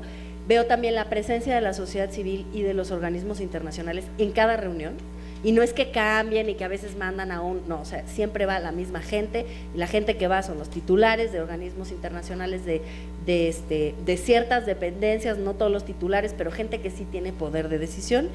El propósito de la comisión es muy claro, o sea, tiene sus 4 o 5 objetivos y esos vamos siguiendo eso y tenemos mucha claridad de qué es lo que vamos a ver a la próxima vez y a la próxima vez y a la próxima vez, y el avance que tenemos sobre las acciones es medible. Y creo que con esas 4 cosas el trabajo pues se asegura, los objetivos se cumplen y mejora por mucho la coordinación porque tienen claridad de propósito y estas otras condiciones que me parecen centrales. Bueno, muchísimas gracias. Esta va a ser nuestra última ronda de participación. Evidentemente volvemos a los 2 minutos, pero también si quieren hacer un cierre o alguna intervención para reforzar alguna de las ideas que se tocaron acá. Y yo solamente quisiera lanzar una pregunta un tanto provocadora, porque tenemos muchos avances en los temas transversales que hemos tocado en esta mesa y que son tangibles, ¿no? Tenemos mucha normatividad que nos está haciendo mirar hacia la evaluación y al monitoreo de estos transversales que estamos tocando. Y además hemos avanzado también mucho en incorporar a los actores, ¿no? En atraer a otros actores Y de ahí mi pregunta del desafío que representa para ustedes un cambio de administración, un momento coyuntural como en el que nos encontramos ahora. ¿Cuáles son los desafíos que se tendrán que enfrentar?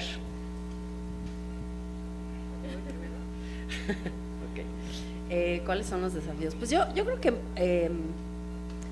el primer desafío es cómo hacemos para que el conocimiento que ya se adquirió en términos de todo lo que se ha hablado respecto a la transversalidad pueda tener impacto en la próxima planeación para el desarrollo. O sea, me parece que eso es lo primero. No estamos como hace 6 años porque hemos aprendido muchísimo por lo que ha hecho el Coneval y por lo que hemos hecho cada una de las dependencias a través de estos años. Entonces, ¿cómo hacer para que siempre que hay cambio de administración, eso es un desafío enorme?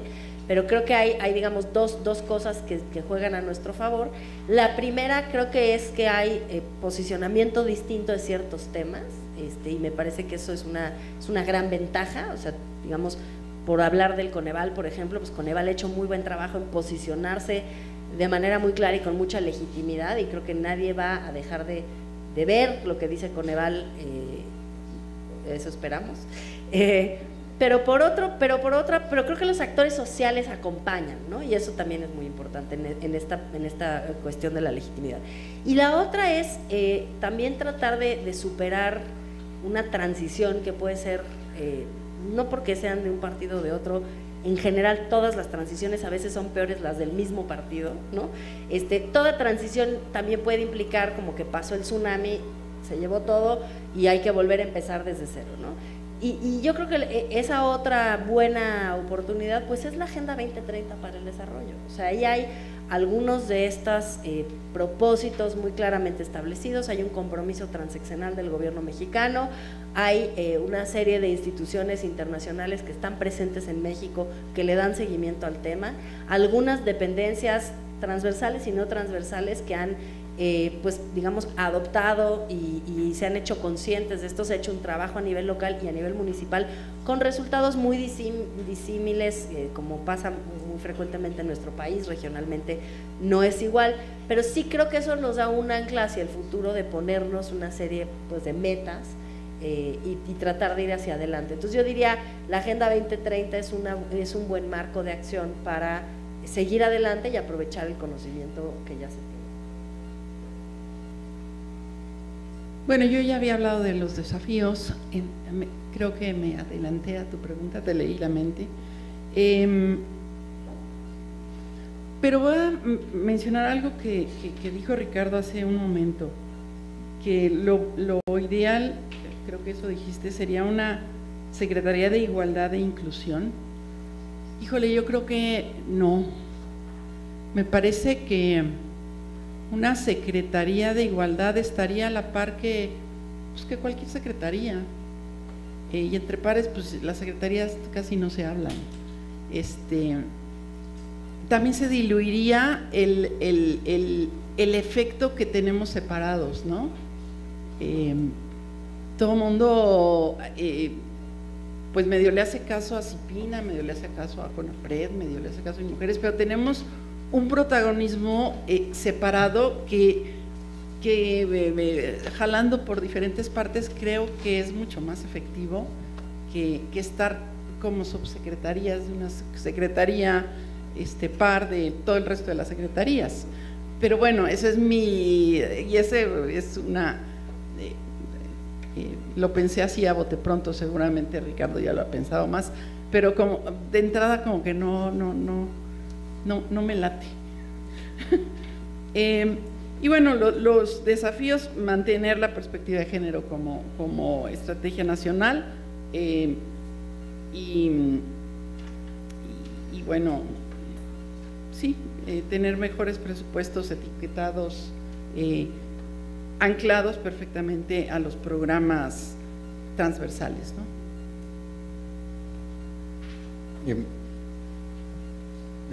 Relato una anécdota sobre el proceso de transversalidad de género, que era la sustentación del Estado mexicano ante la CEDAW en 2012. Había una enorme cantidad de instituciones públicas que daban cuenta de lo muchísimo que se ha hecho desde los 90 para acá. 77 leyes había en ese momento a la igualdad de género, los institutos de las mujeres, coordinaciones, fiscalías especializadas, áreas en casi cada dependencia que tienen que ver, áreas de género, de algún tipo de obligatoriedad de género. Entonces llegan a esta sustentación los autónomos constitucionales, los 3 poderes, representación de los 3 órdenes de gobierno, una gran representación federal, y es imposible ponerse de acuerdo sobre el proyecto país sobre igualdad de género. Bueno, claro, las organizaciones civiles nos hicieron pedazos en la sustentación, regresamos con una enorme cantidad de recomendaciones. Sí, pero lo que quiero dar cuenta es que en realidad no tenemos proyecto país de transversalidad, pero tampoco tenemos proyecto país en términos de igualdad. Yo creo que ese es el gran desafío, y la Agenda 2030 sí nos sirve mucho para eso. Al menos nos dice puntos de llegada, y lo que tenemos que hacer si agarráramos cada punto de llegada es cómo hacemos para llegar ahí, porque lo que tenemos hasta ahora también es una repartija de los indicadores. Entonces, este indicador parece que tiene que ver con medio ambiente y le toca a Semarnat. ¿Cómo lo va a cumplir Semarnat? No puede Semarnat, es imposible, porque cada indicador implica una gran cantidad de instituciones públicas y de corresponsabilidades privadas también.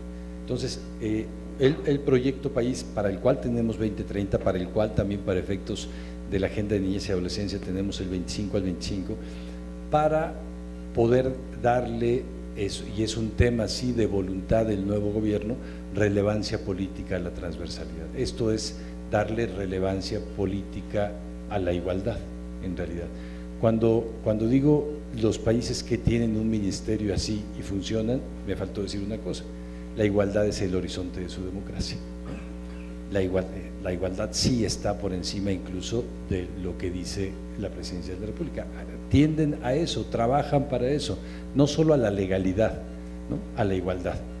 Entonces, ustedes van al metro en Estocolmo y hay las entradas al metro, y hay una entrada en donde puede entrar la gente sin pagar. Entonces, si preguntan por qué, para quién es esa entrada, entonces es para las personas que en ese momento no traen dinero y que necesitan pasar. ¿Y cómo le hacen para que no se metan todos los que no quieren pagar? Entonces, la de la caja contesta: ¿para qué harían eso? ¿Para qué alguien se metería si puede pagar? ¿Por qué? Porque la cuestión, yo creo que gráficamente, es darle acceso a todas las personas, no poner límites en las reglas de operación de fotos satelitales, ¿no? Darle acceso a todas las personas en igualdad de circunstancias, pero también a partir de que el cumplimiento del marco de derecho en términos de igualdad es lo que más conviene a todo el mundo. Yo creo que en realidad ese es el desafío país, no es el desafío gobierno federal solamente, ¿no? Pero el desafío del gobierno federal sí es la transversalidad, y por lo que alcanzo a ver, yo veo con mucha preocupación que tiene las mismas perspectivas segregantes y enfocadas solamente a ciertas visiones y a ciertos grupos que hemos tenido en otras administraciones.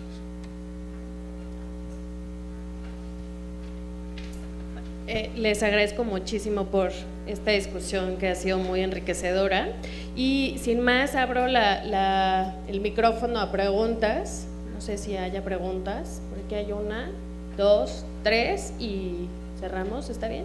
¿Sí?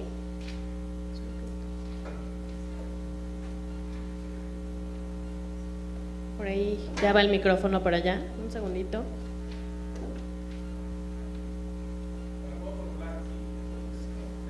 Sí, sí. Te escuchamos perfecto. Muy bien. Buenas noches.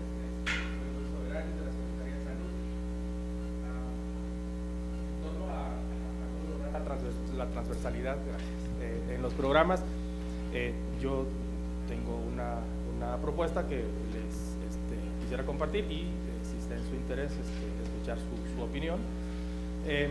Se ha probado con relativo éxito formalizar los diversos temas transversales en documentos normativos, ¿no?, que incluyen obligaciones de hacer de las diversas dependencias y entidades, y que, por lo que se ha comentado, funciona parcialmente, ¿no? Se ha convencido a la Secretaría de Hacienda también de incluir en los procesos programáticos presupuestales, en consecuencia procesos de rendición de cuentas, algunos de estos temas, también con algunos resultados, ¿no? hay comisiones intersecretariales, ¿no? que han tenido resultados no contundentes. Pareciera que lo anterior, ¿no? O creo que lo anterior es un esquema como de arriba a abajo, me explico. Es decir, se espera que las dependencias y entidades tengan los incentivos adecuados para, con esto, los incentivos adecuados para ir o para operar dentro de sus actividades estos enfoques. Yo diría que se puede probar al revés, es decir, un esquema de abajo arriba. ¿A qué me refiero? ¿Cómo operan los incentivos en los ejecutores de gasto del gobierno federal? Pues operan a través de lo que se establece en su reglamento interior, ¿no? Ahí está el ADN de todos, lo que dice el reglamento interior, nuestras atribuciones, estamos obligados a hacer. ¿Es sencillo? No, pero tampoco es sofisticado. Hay un ejemplo en la Secretaría de Salud, por ejemplo, temas de control interno, temas de administración de riesgos, están incorporados en todas las atribuciones de todas las unidades administrativas. Claro, hay todo un esquema, CODIS, el OIC está adentro, función pública, en fin, pero pues aquí también están los esquemas. Pero ahí pues está incorporado dentro, o sea, adentro, digamos que estamos intervenidos, ¿no? Adentro está la obligación, no está arriba. Entonces, estamos obligados, porque está en nuestra atribución, a hacer. Bueno, ahí lo dejo, esa es un poco la propuesta, insisto, no es sencilla, pero tampoco es un tema sofisticado. Por acá está la segunda pregunta. Hola, buenas noches, muy interesante el tema. También de la Secretaría de Salud, estamos en la DGPIP y creo que Eloy respondió un poco la pregunta que yo quería hacer y también era parte complementaria a la pregunta que ya había hecho Talina, ¿va? Karina.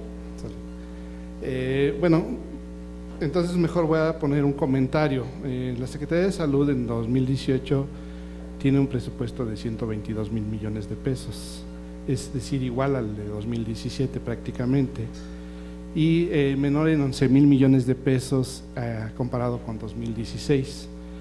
Y obviamente pues esto afecta a los programas o a la forma en que están etiquetados los recursos en los programas transversales, así también como las reducciones que se han venido realizando a los diferentes programas de la Secretaría de Salud durante cada uno de estos ejercicios. A partir de 2014 la Secretaría de Salud ha tenido reducciones presupuestales muy importantes y prácticamente ahorita de lo que se tiene en 2018 el 60% del presupuesto está en solo una unidad responsable, que es la Comisión Nacional de Protección Social en Salud, con 3 programas presupuestarios, que es el Seguro Popular, el Seguro Médico y Prospera, que más o menos son 80 mil millones de pesos.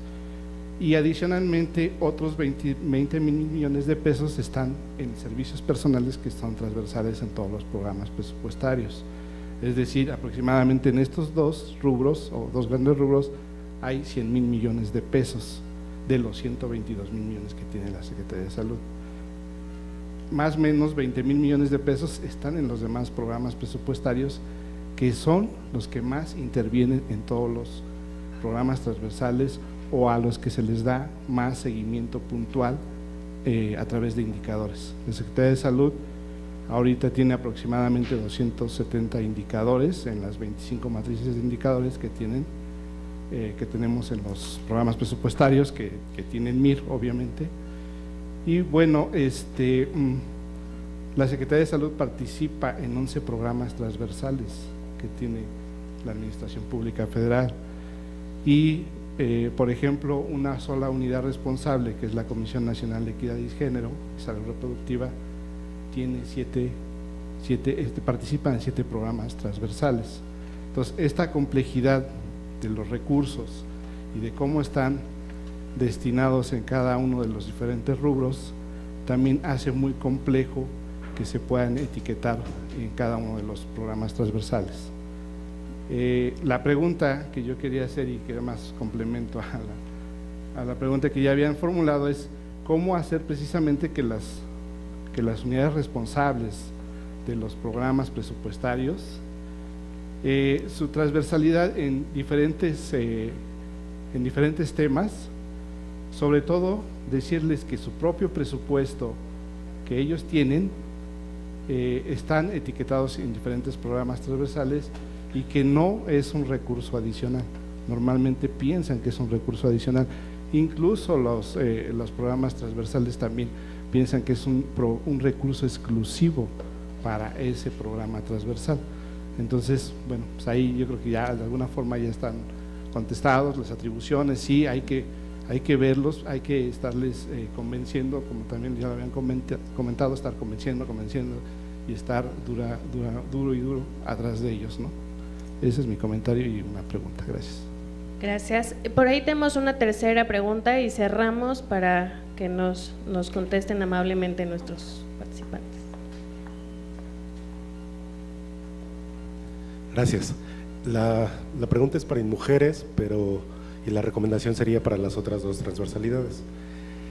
En la evaluación que le efectuaron al anexo transversal de equidad de género, saber si los resultados fueron satisfactorios, y si fue así que hayan sido satisfactorios, ¿por qué no incluir el resto de transversalidades en la etiqueta que se tiene en el artículo 58 de la Ley Federal de Presupuesto para no poder mover ese tipo de recursos etiquetados?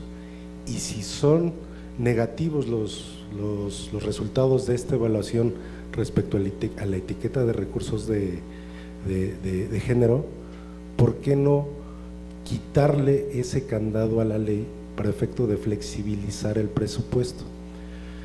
Algo de lo que ha comentado el compañero de salud que está en la Dirección General de Programación y Presupuesto y que es muy asertivo. Una vez que concluimos con la elaboración del anteproyecto de presupuesto de egresos, Hacienda nos manda de los programas que tienen etiqueta para el anexo transversal que señalemos cuál será la distribución para la etiqueta de género. En el sector en el que estoy, que es la Secretaría del Trabajo y Previsión Social, los programas son de carácter de prestación de servicios. Y el resultado, pues no puedo hacer alusión al del año inmediato anterior, porque desconozco cuál va a ser la demanda de atención respecto a la prestación de servicio que otorgaré. Por ejemplo, la Procuraduría Federal de la Defensa del Trabajo atiende sin distinción alguna todos los conflictos laborales que hay entre empleadores y trabajadores.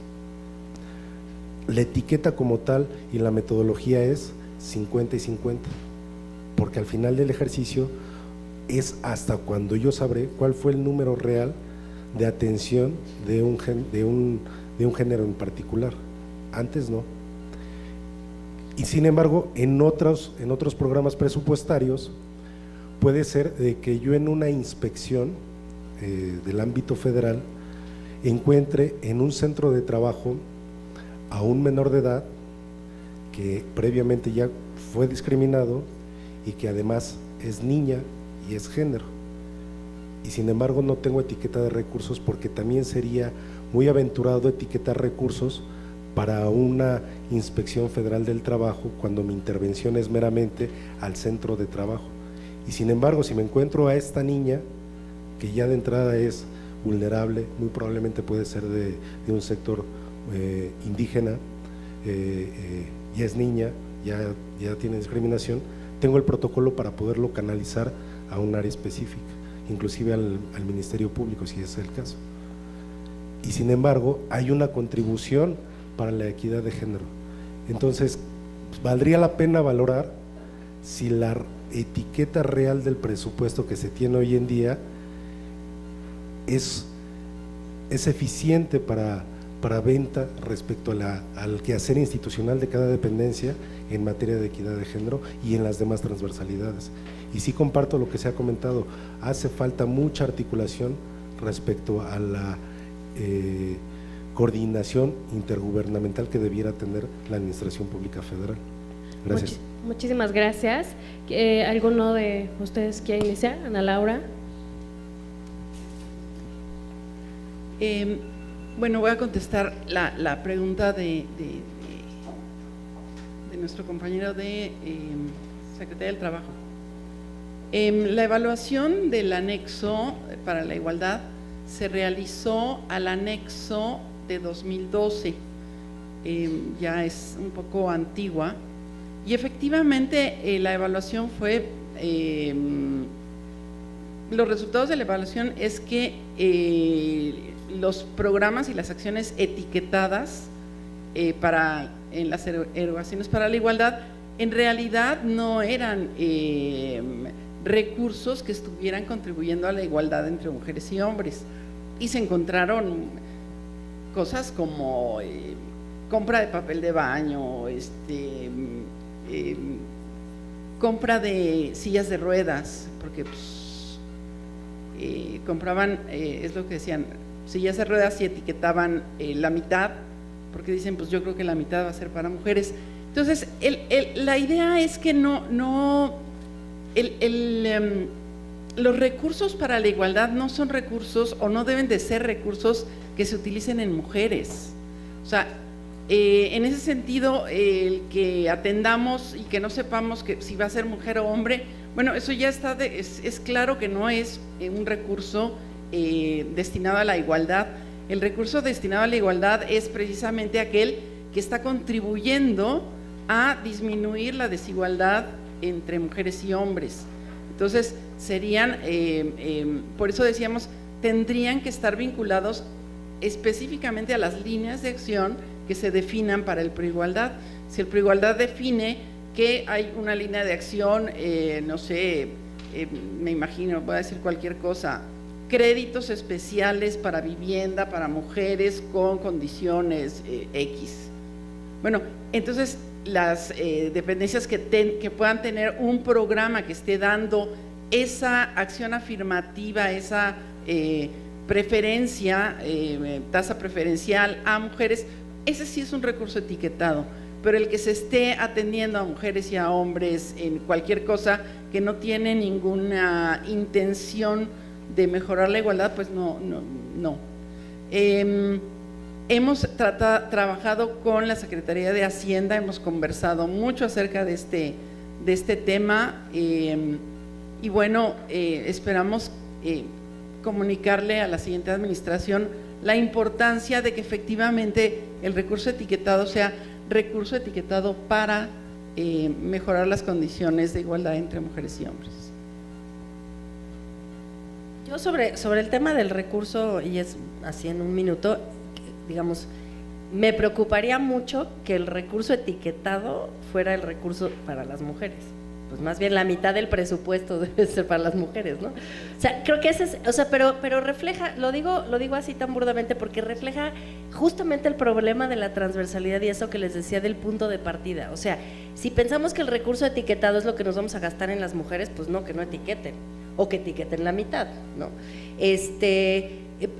Pero ese es el problema de no tener una perspectiva de género cuando haces la planeación y cuando haces la presupuestación. O sea, no es, ese recurso se crea para las medidas para la igualdad, para hacer acciones afirmativas, para acortar brechas, pero no se debe de utilizar genéricamente para decir, pero pasa en la realidad.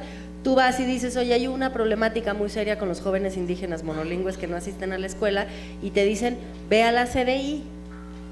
La CDI no se creó para darle educación a las personas indígenas. El responsable de la educación de todo el país, para todos los grupos, es la SEP.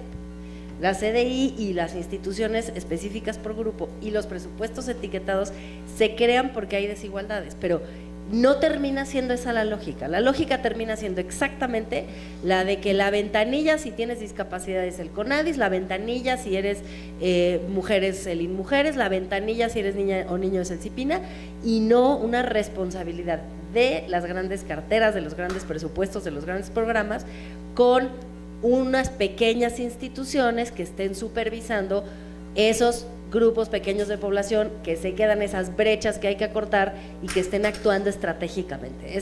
Creo que ese es justamente el nacimiento de la confusión en términos programáticos, presupuestales y de atribuciones de las dependencias y de las chiquitas y de las grandes,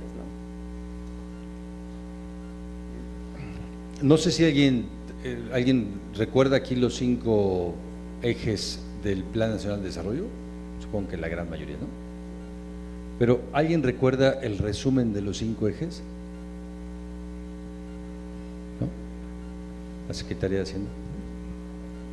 El resumen de los 5 ejes, dice el Plan Nacional de Desarrollo, cuando habla de los 5 ejes, al final dice, el resumen es que todas las personas puedan ejercer los derechos reconocidos legalmente, ¿no? Hacer de México un país de derecho. Y dice claramente, este es el resumen de los 5 ejes.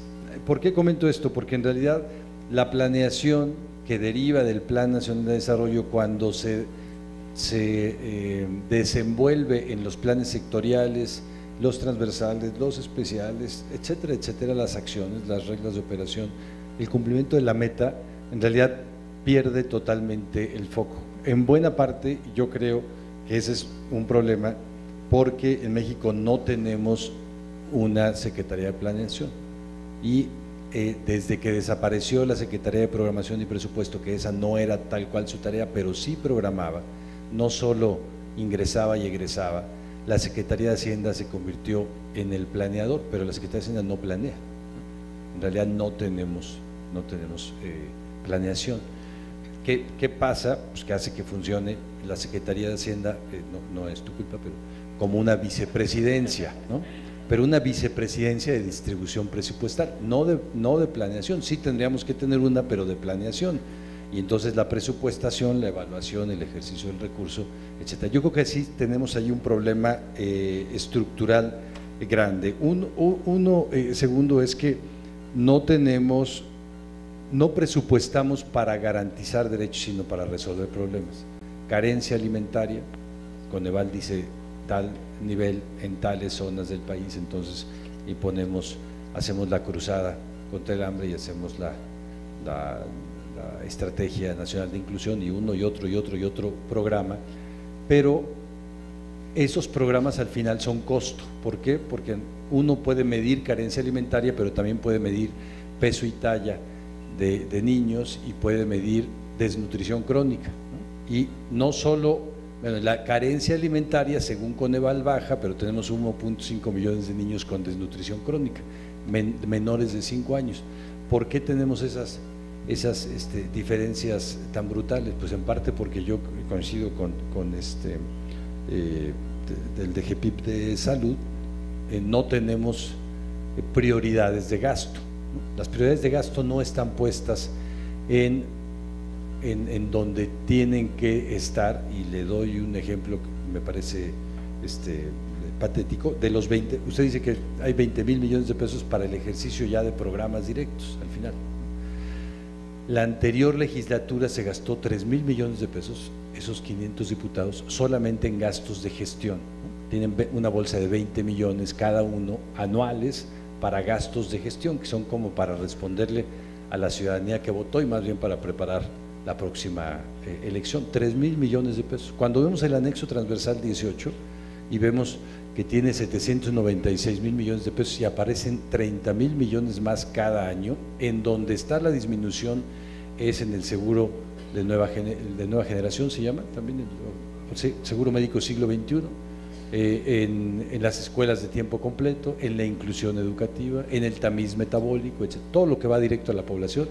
¿En dónde están el dinero que sube, infraestructura para estados y municipios, infraestructura, ¿no? Que son gastos, además unas bolsas complicadas de saber en dónde va el recurso. Yo creo que también porque metemos el dinero, y regreso a lo que comentaba, en solución de problemas y no en garantía de derechos. ¿Por qué no tenemos seguridad social para trabajadoras del hogar cuando podríamos tener 2 millones nuevos de derechohabientes y contribuyentes al régimen de seguridad social? ¿Por qué no tenemos en el tema de trabajadores, de adolescentes trabajadores en edad permitida? Es constitucional trabajar desde los 15 años, pero no pueden cotizar desde los 15 años. ¿Por qué tienen derecho a trabajar y no tienen derecho a cotizar, cuando eso podría aumentar la contribución del IMSS? Pues porque no presupuestamos y no programamos para garantizar derechos, sino para resolver problemas. Y yo creo que una experiencia así de los países más adelantados en la OCDE, invertir en derechos justamente ayuda a disminuir gastos, y entonces a cambiar la correlación entre inversión y gasto. ¿no? En México gastamos mucho, invertimos muy poco, invertimos muy poco contra la desnutrición crónica y cada día y más y más y más atención a la diabetes y a sus derivados, ¿no? Cada día invertimos menos, quitamos quién sabe cuántos, pero muchísimos este año de Semarnat, ¿no? Vamos a pagar no sé cuánto más en cáncer en 5 años, en 8. Es una correlación absurda en ese sentido, y creo que las prioridades sí tienen una relación ahí directa en la distribución del gasto y luego evidentemente en el ejercicio, y tienen que ver, y regreso al primer punto, con la falta de planeación, que podría ayudarnos a lo que comentaba también el compañero de salud, que yo creo que sería el punto de llegada, ¿no? Que la obligación esté dentro, que la transversalidad esté dentro. Creo que si pudiéramos poner una perspectiva de qué hacer con la transversalidad es desaparecerla. Si la desapareciéramos es que ya la integramos.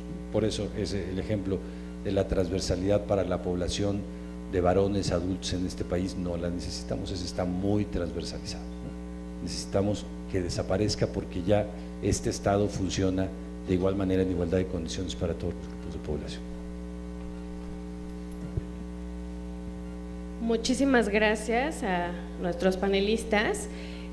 Ha sido la verdad que un cierre muy enriquecedor, y no solo porque los temas transversales tocan a todos los temas que hemos tenido hoy en este seminario, sino porque tenemos actores de verdad bien relevantes que desde cada una de sus dependencias han impulsado estos temas y han logrado fortalecerlos y visibilizarlos de manera bien importante.